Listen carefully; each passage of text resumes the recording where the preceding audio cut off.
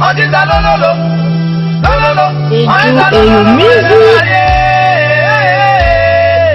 Lolo, oye ça lolo, boy wa ba oh. Lolo, on dit ça lolo. On dit ça lolo. Boy baba boy bebali.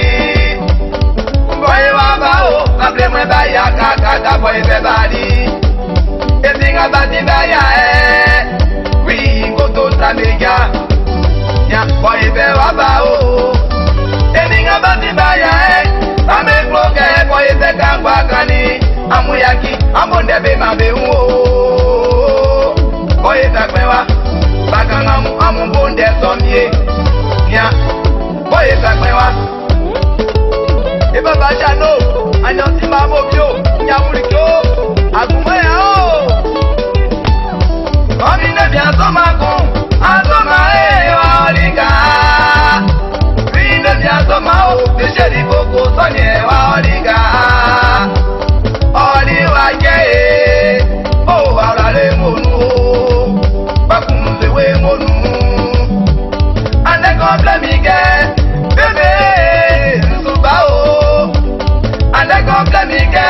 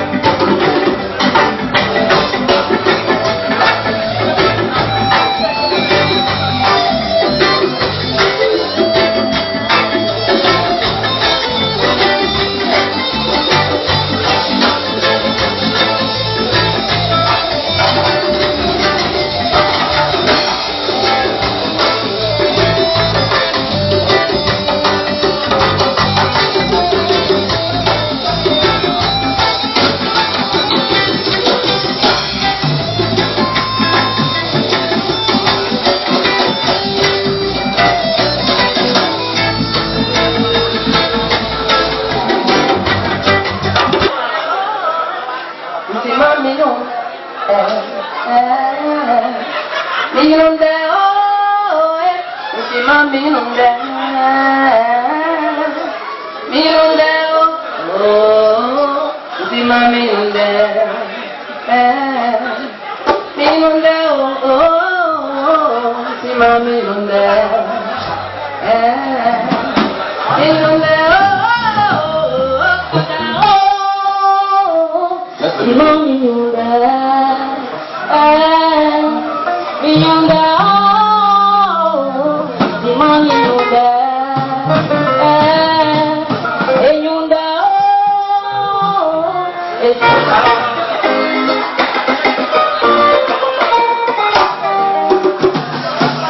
Voy a cantar la caseta ahora que toca.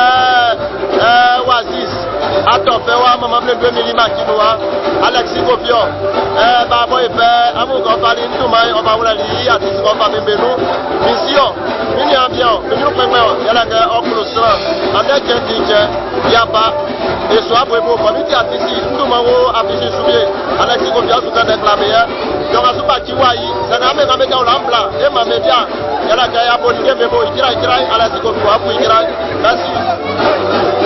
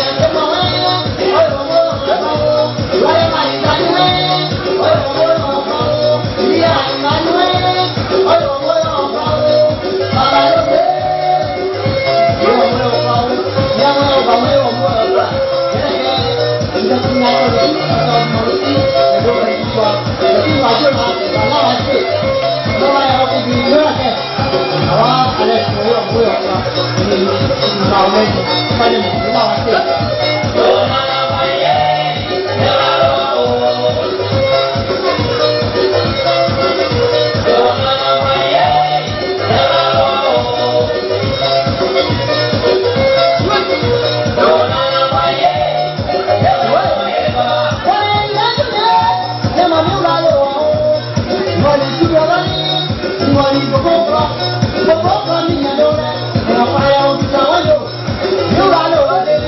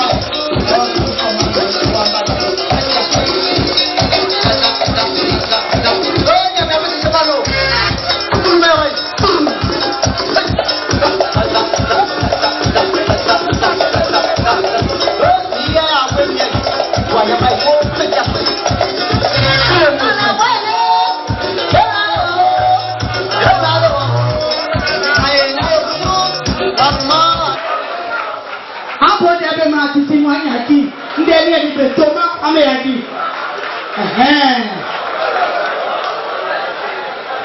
Ok, eni ambia maman. Pas dire mon truc non kumbe o.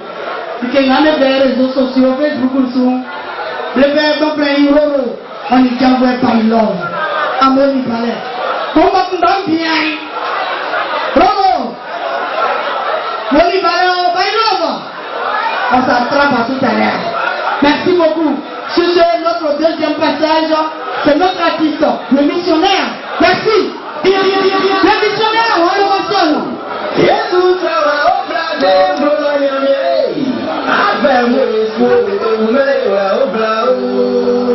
Le micro des artistes, s'il vous plaît.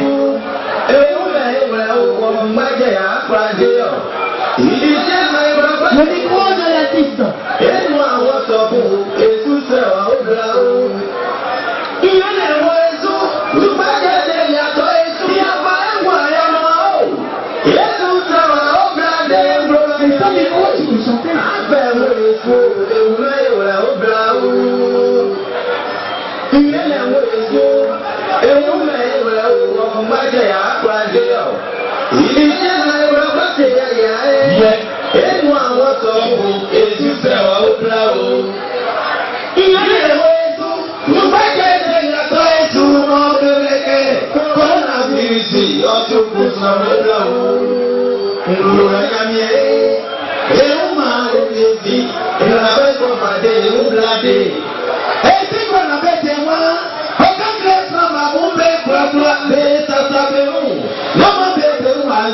Il a dit ça y a bien bladé.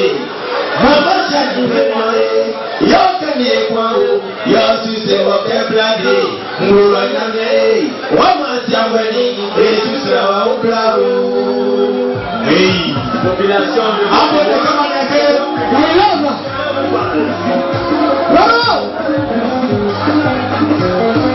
Jean.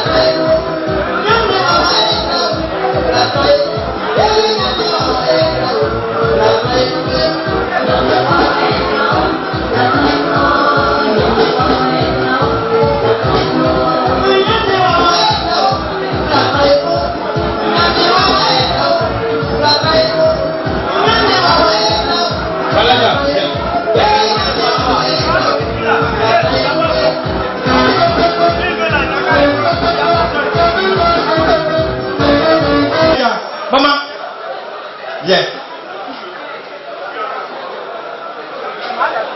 On applaudit maman éléphant. On applaudit pour elle. En tout cas, maman, elle a été fière, elle s'est déplacée, elle allait me voir à Bobo. Moi, présentement, je suis à Bobo. Vous voyez, actuellement, quand je vais quitter ici pour aller à Bobo, je vais apprêter un taxi. Taxi, là, ils vont me dire 5 000. 5 000. Et si je n'ai pas 5 000, je vais faire comment pour aller à Bobo. Vous voyez? C'est un peu complété. Voilà. Donc, maman, que Dieu vous bénisse. Voilà. DJ, donnez-moi les bons sons. Je vais chanter et pour vous.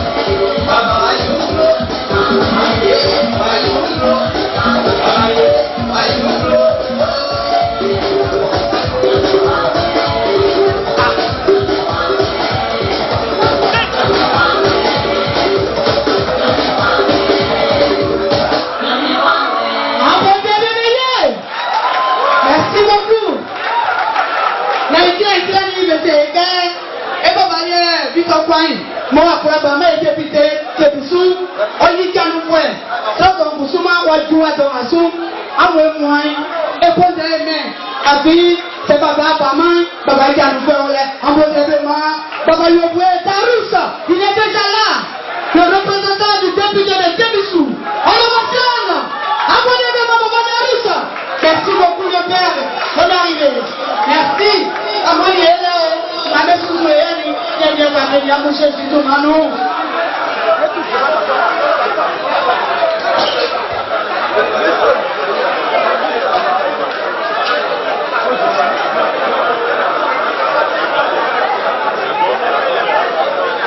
Le micro de David. Merci. On a besoin que nous parlions de ça. Nous allons avancer.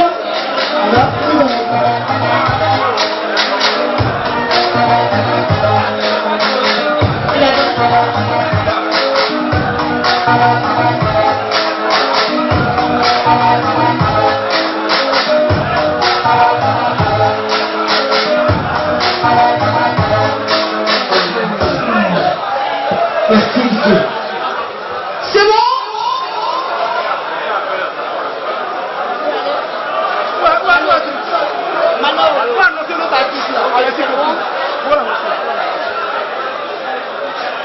Ok, on poursuit toujours notre grand artiste.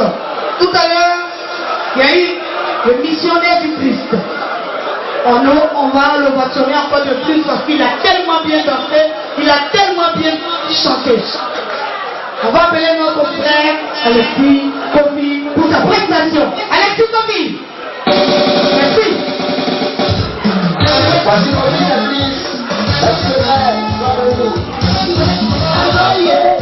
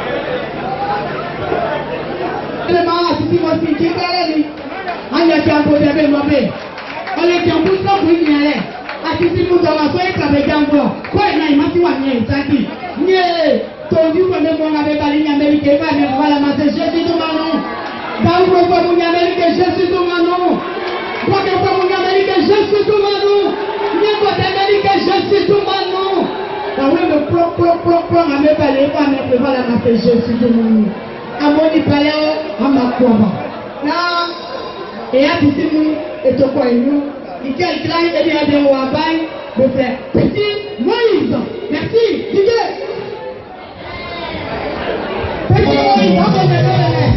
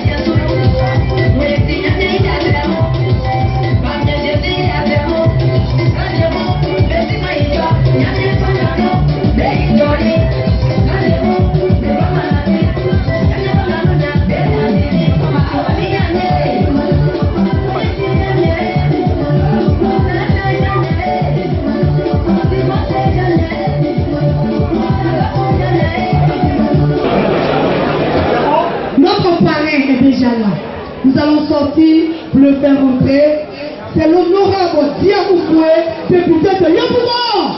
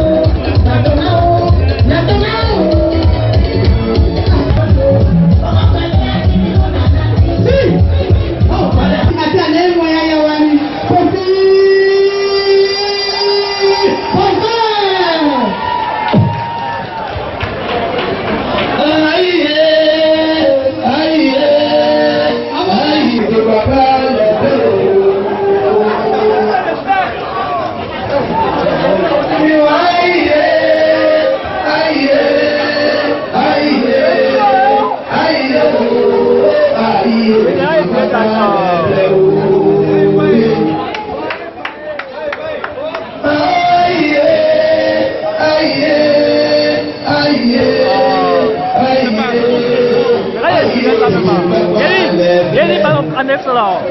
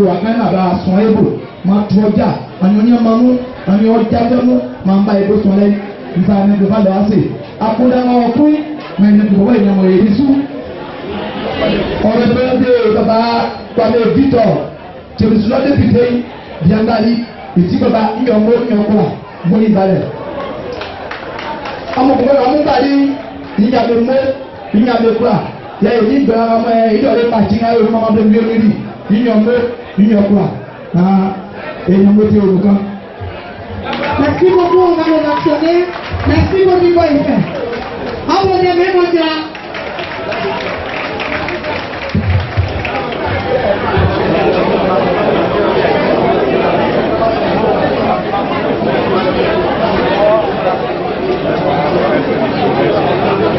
Les musiciens sur scène. Les musiciens sur scène.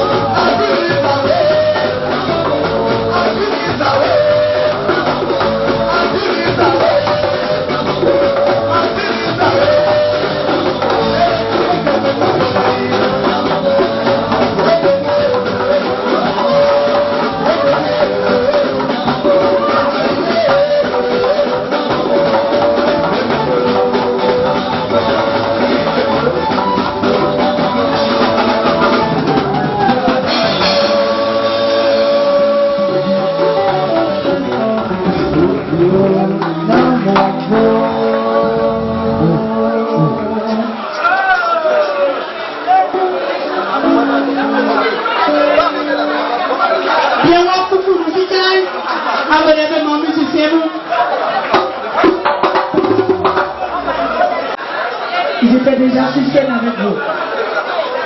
Je sais qu'ils sont très chargés ce soir. Même s'ils ne peuvent pas le dire, c'est qu'il y a un gros truc derrière qui les attend, comme en plat du temps. Merci.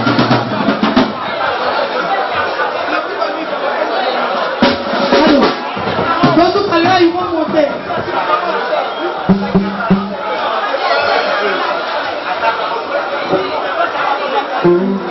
Si tu n'as pas promis pour le métier.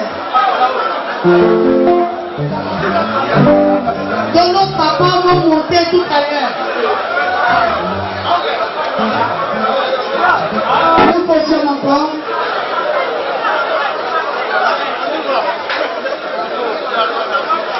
Juste vous arracher un petit mot, il est là. Juste dire quelque chose à son Dieu. Et il n'est pas seul.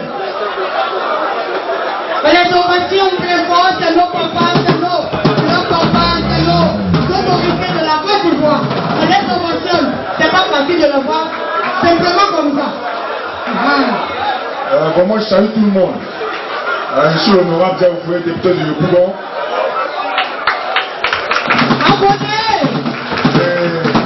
Lorsque mon frère et le comité d'organisation m'ont fait signe, immédiatement je suis venu parce que c'est un très bon artiste. Vous voyez l'animation qu'il envoie, ça fait plaisir. Donc j'ai tenu à être là pour l'encourager, pour lui dire de ne pas baisser les bras et qu'il a de l'avenir devant lui. Et je tiens vraiment à vous remercier de le soutenir. Parce que lorsqu'un artiste est là, la joie qu'il peut avoir, c'est lorsque vous applaudissez, vous communiez avec lui.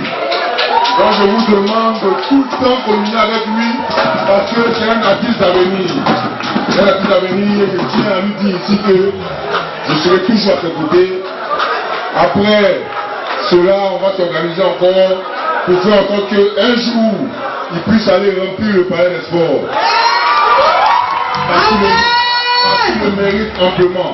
Voilà, donc pour le comité d'organisation, je donne une enveloppe pour le soutien et pour vous dire que je suis avec vous.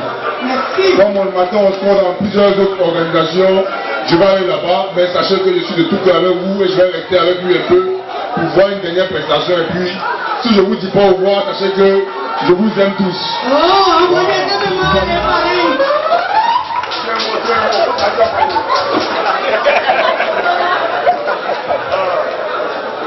Bon, le enfant. Oh, l'enfant. Abonnez ma bouée. Oh, abonnez. Abonnez-moi, n'aimez-moi, abonnez-moi. Abonnez. Abonnez-moi, ati, on savait, abonnez-moi. Abonnez-moi, abonnez-moi. Et nous m'en avons, nous m'en avons tiens, il y a bien à faire, abonnez-moi. Oh. Vous avez mis à côté Olivier, député d'Aoukro. Abonnez-moi. Et si vous êtes présent, vous pouvez péter, oui, à nous, à nous.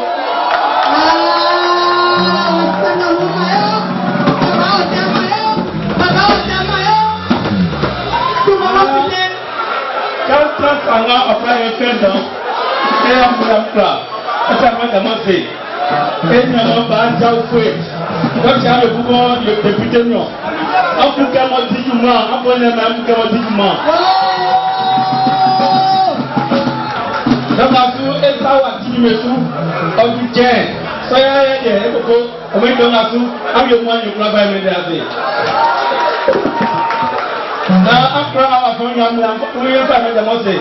Et il y a un peu de faire, sinon, et du mot du gouvernement, on te dit comment, ok, par contre, on va s'appeler, on va faire quand même, on peut faire moi, on va nous, on peut faire moi, on va nous. Dans comme à tout, il y a quelqu'un qui est pensé à aller comme dans. On peut tout. Mais tu vois, et tu vois, on peut tout. Quand on a les femmes, c'est une camp de les femmes, à travers le bas, on ne va pas travailler créer. Ça va ou pas? Ça va ou pas? Non, c'est fou. Allez là, sur les femmes. Tiens bien, allez, on tient. Allez, on tient. Allez, on tient. Il commence à bouiller. Quel bien aller en tchèque, on va mettre un point, et un moyen pour la faire me demander. Merci encore. Merci, papa. Merci aussi, Maurice. Voilà, le point concepteur, il est où, papa? Bien rapidement, vraiment. Voilà, nous disons merci à M. Diaoufé, notre honorable et le plus distingué de Yopougon, parce que c'est la toute première fois que nous voyons un député dans ces éléments. Il va falloir que nous nous repositionnons pour moi pour 3 mandats. Et je suis Jules Bonac-Passy, voilà, je suis le commissaire général d'une initiative prise par le peuple baoulé, qui est les émérites baoulés d'or. Hier, nous étions au Parc Club pour la conférence de presse. C'est une cérémonie de distinction et de pouvoir primer pour nos sommité, voilà, de la culture baoulée. Nous aurons 81 prix dans plusieurs activations et ça sera pour le vendredi 9 décembre, précisément autour de la piscine de Pantone Hotel. Voilà, ça sera pour nous récompenser les acteurs de la musique, les arts, du transport, le BTP, le cinéma, l'entrepreneuriat, tous nos frères qui œuvrent pour l'avancement de la culture baoulée. Il faut savoir que le peuple baoulé couvre 23% de la population ivoirienne, soit 7 525 000 habitants. Et c'est le peuple baoulé qui est le peuple en Côte d'Ivoire. Merci. Il va falloir que nous puissions nous repositionner parce que le peuple baoulé, si on retire le baoulé, il n'y a plus de Côte d'Ivoire. Il va falloir que nous comprenions cela. Merci. Aujourd'hui, le 9 décembre, merci.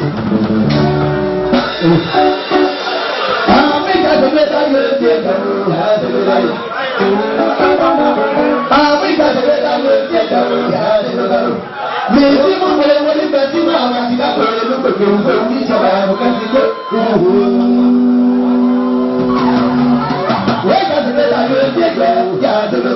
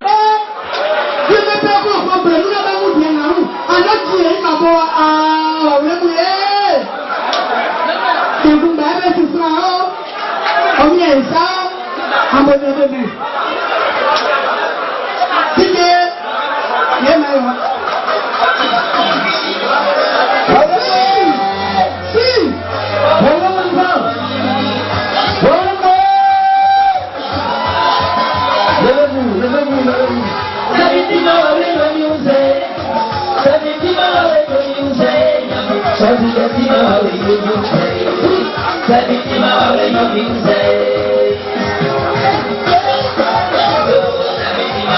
me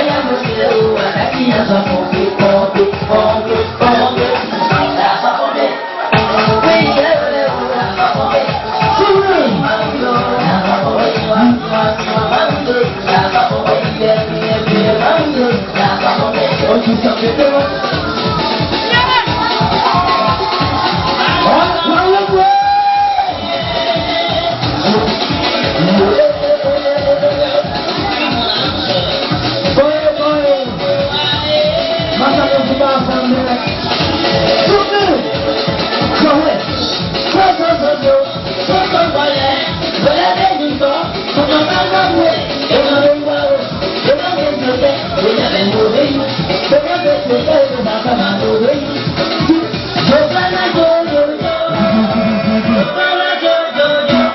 Oui, Bajek.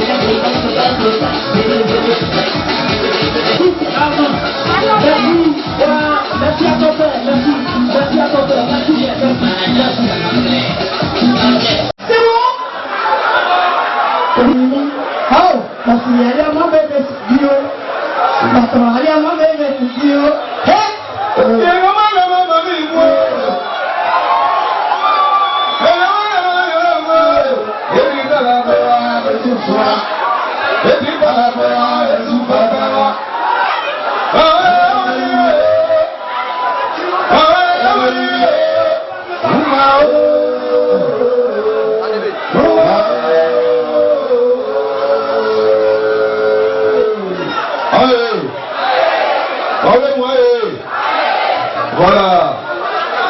Applaudissez maman pour les faire. Merci. Merci.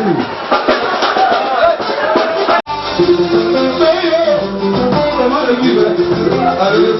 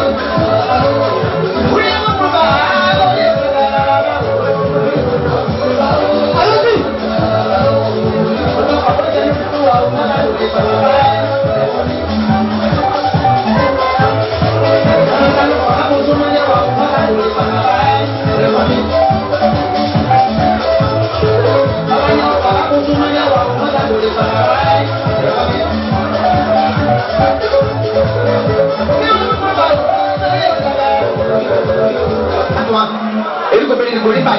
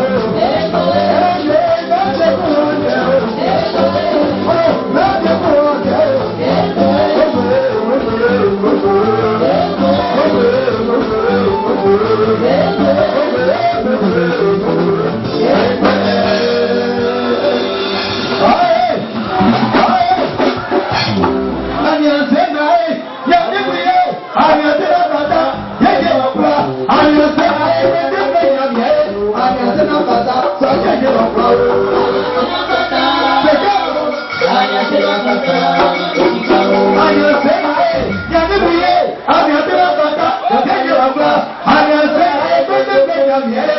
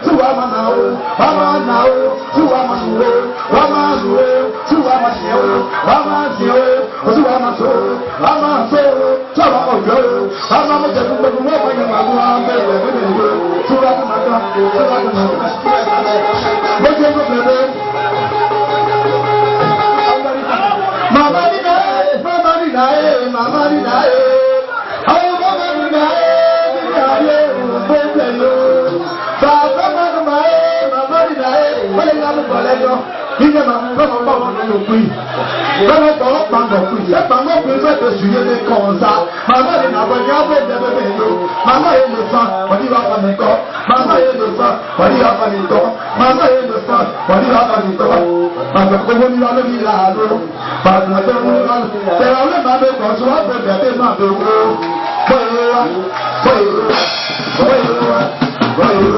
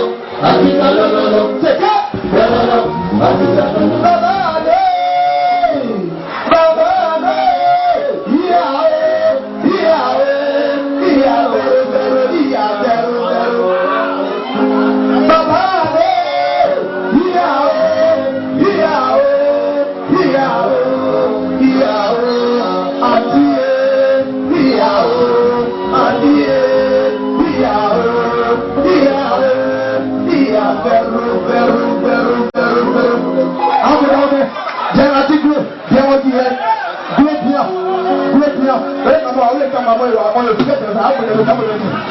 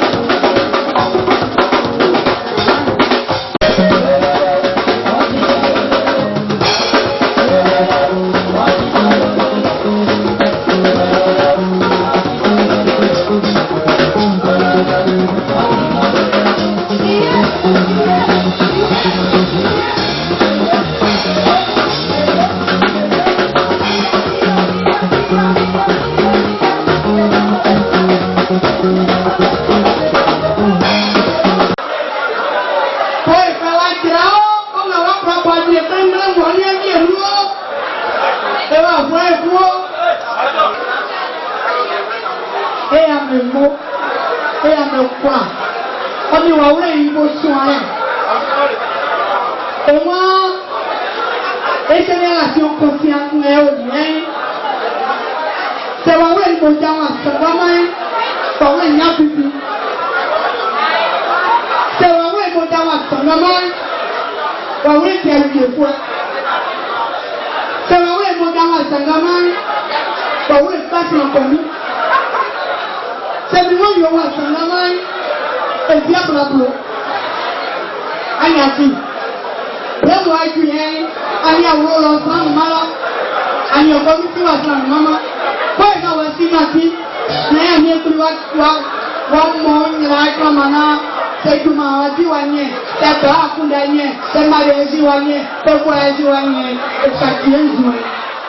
Après, on va y monter, c'est un certain moment, on va y monter. Et pour les où? Et il est où? Et maman est où? Il tient ma nez pour les avoir. Après le coup, le Dieu est dit comment? Ayaki, Atiti, moi aussi, mais, s'il vous plaît. Monsieur, bonjour, ma copine.